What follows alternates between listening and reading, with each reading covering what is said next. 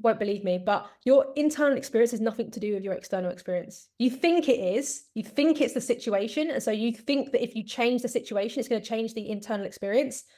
But the thing is, inadequacy isn't a permanent state. It's like a temporary state that's going to pass anyway.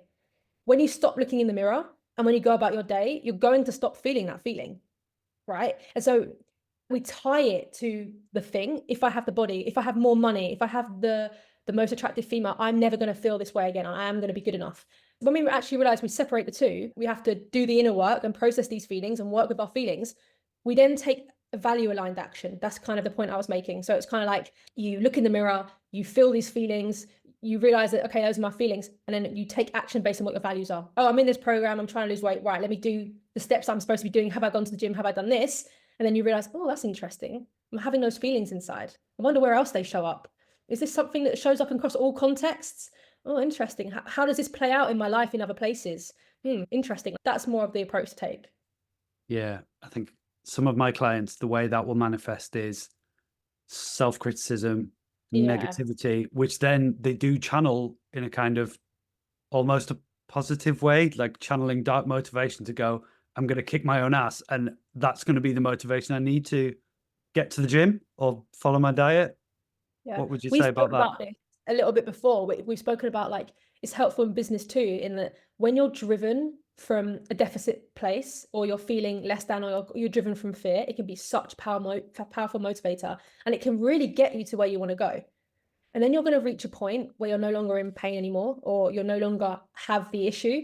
And then all motivation separates. It's gone because you only know how to act from when you feel bad about yourself. Also, think about that.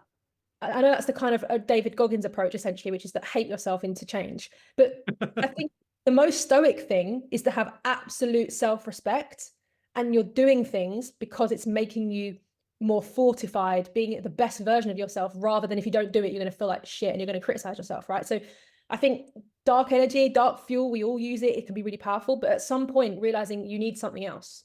You actually need to really respect yourself and realize that you are destined for more, you can achieve more, and self-criticism isn't going to be the thing that takes you to where you want to go.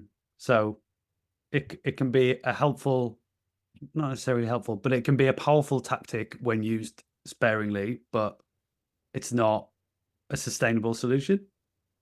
No, because it doesn't feel good either, right? Because what No, ends up it feels happening is rubbish.